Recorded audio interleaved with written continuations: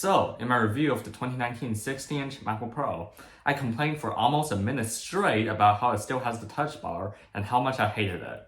But it's just a waste of space most of the time, and a gimmicky feature in my opinion. Well, today I would like to take back my words. I would like to sincerely apologize to the team that created the touch bar at Apple.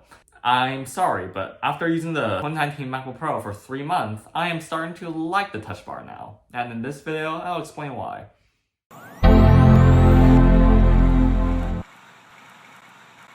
To those of you who are not familiar, the touch bar is a small strip of touchscreen that replaces the traditional function keys in 2016 to 2020 MacBook Pros. Apple first introduced it in 2016 as a part of their radical new design of the MacBook Pro, with most elements of the redesign, such as the removal of most ports in favor of USB-C, the radically thin design which leads to a vastly inadequate cooling system, the butterfly keyboard, and of course, the touch bar.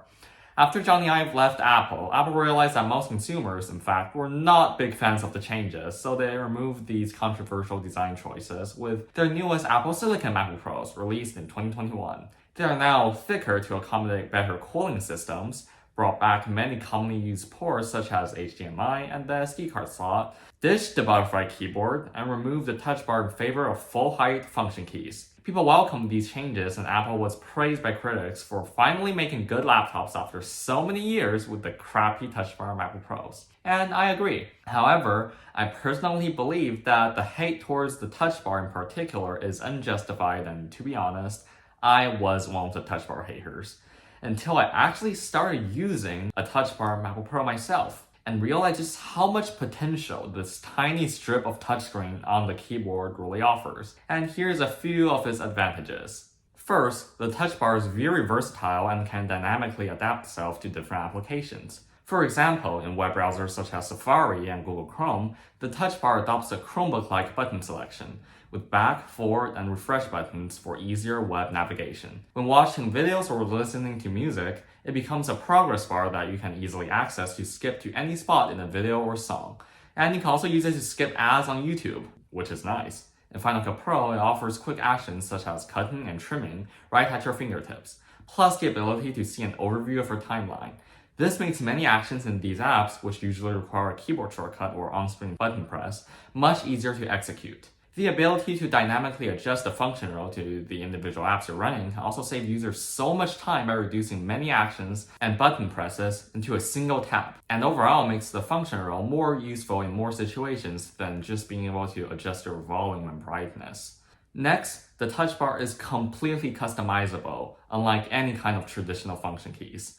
With traditional function rows, you can only readily access features that are printed on each key. By default, new MacBooks come with function keys that can control the brightness, volume, and media playback, all useful features. But they also come with a bunch of really unnecessary and useless keys that no one would ever use, including dictation, which is already accessible through the function key, and focus modes. Most importantly, a control that I constantly use, keyboard backlight control, is missing in the function row of newer MacBooks. I found it particularly annoying that I have to add keyboard backlight as a menu bar item and then drag a slider on the screen to change my keyboard backlight levels when I was reviewing the M2 MacBook Air. But with the touch bar, it's fully customizable. If I don't like having Siri in my function row, I can just remove it and replace it with something that's more useful to me, like keyboard brightness or screenshotting. You can customize controls within individual apps too, so I can have a button that can instantly show my browsing history in Safari instead of having to remember a keyboard shortcut or search for it in the help menu. It can also go beyond that. Don't like having to move your mouse cursor up to the menu bar every time you want to see the current time? Just add the clock to your touch bar. There are thousands of apps out there that allow you to customize your touch bar however you want and according to your exact needs. This app called Pog can display your dock, weather, and many other functions right in your touch bar, making switching between apps and visualizing which apps you have open so much easier when you're in full screen. Or you can just make the Nyan Cat perpetually run in your touch bar. It's a strip of OLED display on your keyboard that you can customize however you want according to your needs. And that's something a traditional function row simply cannot offer. And finally, the touch bar can help you keep your hands in the keyboard area, so you don't have to frantically move your mouse around trying to find the control you're looking for.